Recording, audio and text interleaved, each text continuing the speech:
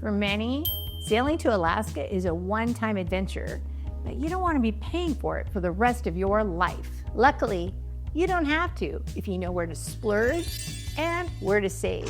And that is exactly what this video is all about. From excursions to balcony cabins, I have many opinions on where to spend it and where to save.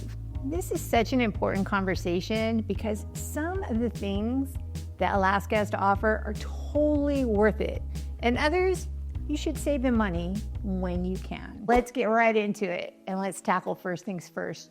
When you're going to Alaska, which cabin should you choose? This is one area you should absolutely splurge, and that is on a balcony cabin. Think about it. Glacier viewing day. You wake up in the morning, you just go out, get room service, and you can watch the glaciers go by. Also, you can see the scenery anytime, day or night, because remember, in Alaska, the days are super long, and you can even spot some wildlife from that balcony. But that doesn't mean you can't have an amazing time cruising to Alaska with an inside cabin. We've sailed to Alaska 2 times with an inside cabin, and we leave in a few weeks for our 3rd time to Alaska. And once again, we're the inside cabin. And the reason why we do that is we save the money to spend on the excursions that are amazing in Alaska. And we'll talk about them a little bit later in this video. The next category that we're going to tackle is when should you cruise? And is this a time to splurge or is it a time to save?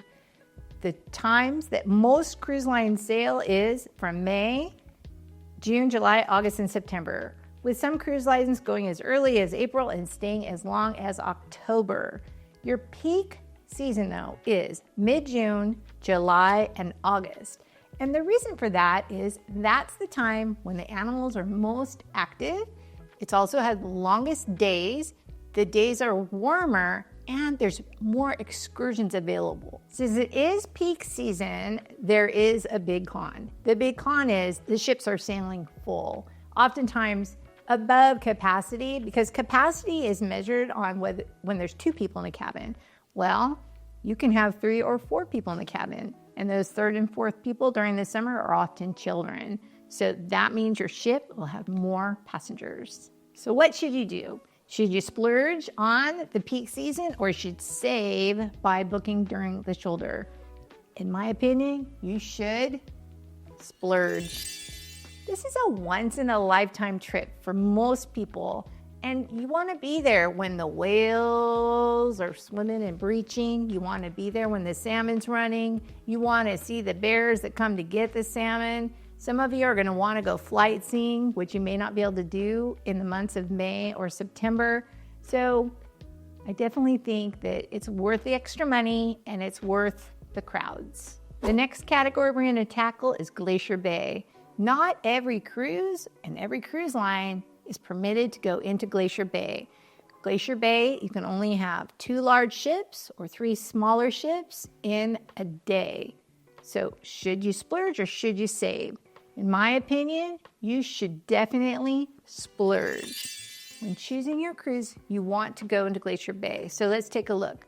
You go, it's an all day. So you go all day, you go into Glacier Bay, you come up, you go to the different areas and get to see the glaciers. Your cruise ship will do a 360-degree turn. It takes like an hour and you just get such magnificent views. When you enter Glacier Bay, so you're entering Glacier Bay, they stop and they pick up the rangers. So the park rangers come on the ship and they go with you, they travel with you as you go up into the bay. Well, along the way, they're on the lookout for wildlife that's on the side of, in the land that's on the side of the bay.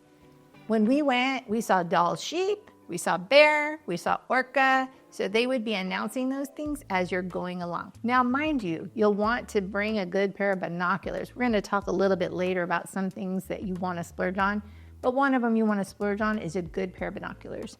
Another thing that they do is they set up tables where you can buy things, like you can buy your passport for the national parks, or you can just get your stamp to put in your book. Chosen your cruise, you've chosen your cabin. Now, something I definitely think you should splurge on is flying in a day early.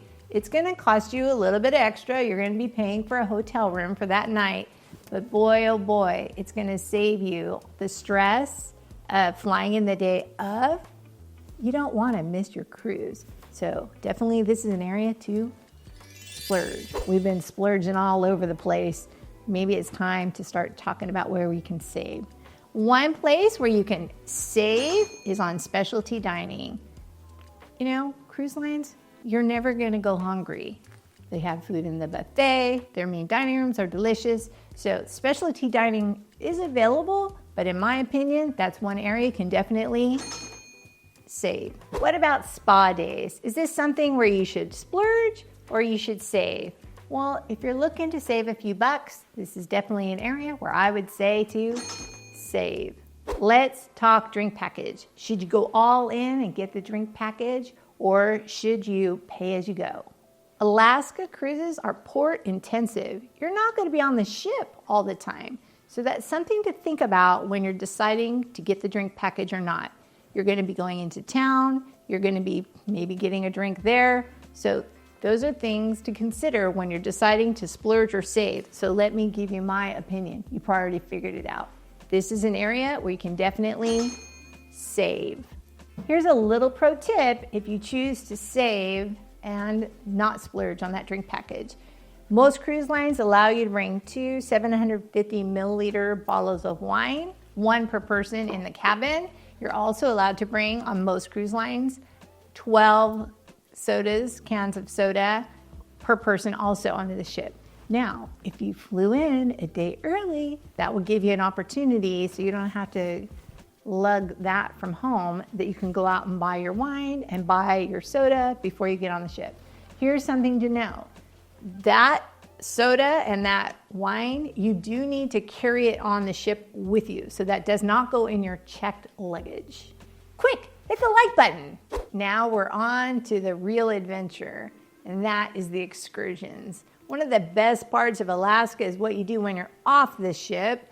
But do you really need to splurge on everything? We're going to go through each of the main ports. The 3 main ports in Alaska are Juneau, Skagway, and Ketchikan.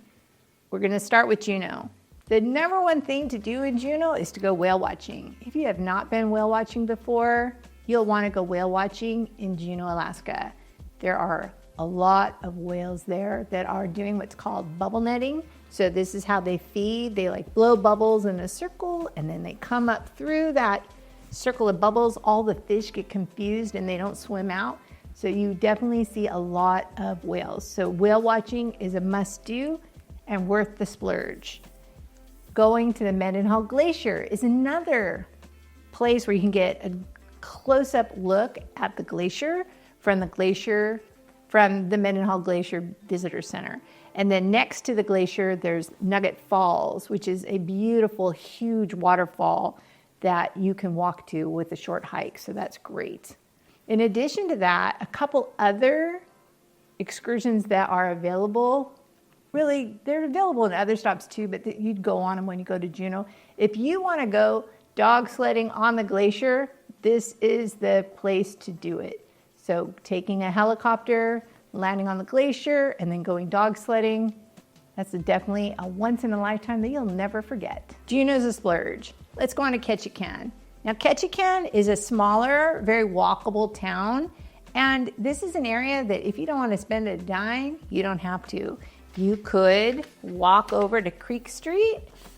It's just a lovely area to go shopping and just to walk around. And during the salmon running season, there could be salmon running in the creek.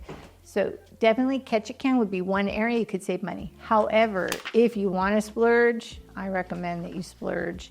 So this is a photo from the Bering Sea Fisherman's Tour. This is a great tour. It's a ton of fun. So I definitely recommend you go on this. They take you out into a bay, you get to see eagles, we saw a whale, it was amazing. And it runs $169 per person. This is one you definitely want to just go ahead and book directly through the Bering Sea Fisherman's Tour. I'll put a link in the description below. In Ketchikan, something else you can do that you're not breaking the bank, so it's not exactly a splurge, it's not exactly a save, it's $45 per person US. In the show, they set up so that you have two teams. You have the Canada team and the US team. It doesn't matter if you're Canadian or US, they're just split the crowd and you cheer for your team. And they do different things like climbing, the big poles, throwing axes, using chainsaws. It's a pretty exciting time, and it's definitely family friendly and super easy to do. Moving on to Skagway. In Skagway, should you splurge or should you save? In my opinion, you should splurge. And what should you splurge on? You should splurge on the White Pass and Yukon Railway.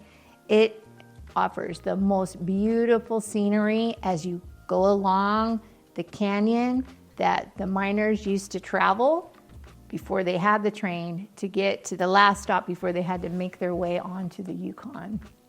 You've done the main event. You've gone on the train. You've got a long day in Skagway. What else can you do? One thing you can do is pick up a visitor's guide that tells you about the different buildings. And while you're walking around, you might stop at the Klondike Doughboy and pick up one of these yummy, delicious, cinnamony, sugary fry breads. And then you could walk over to the Skagway Brewing Company and pick up a Spruce Tip beer.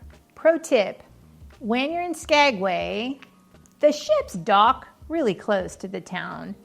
Easy enough to save money by going back to the ship for your meals. The bottom line is, on your excursions, is that you don't have to splurge on everything. Pick one or two of those main events that you don't want to miss. Now let's talk about what to pack for your Alaska cruise, where you should splurge and where you should save. I'm going to start with the splurge. You should splurge on a good pair of binoculars.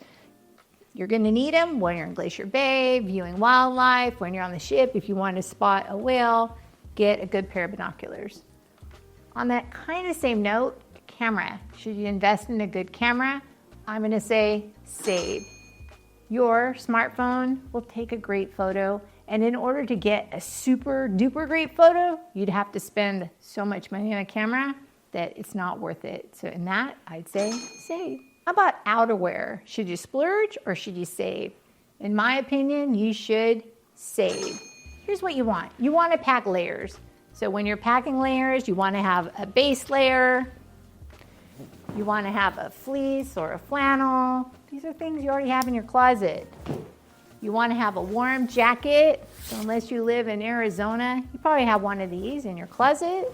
Now, here's the tricky one. A rain jacket. Not everybody's gonna have a rain jacket. It's nice to have, but as long as you have a lightweight poncho, this will do the trick. So you can get away with having a warm jacket and a waterproof poncho. These are like $6. How about footwear?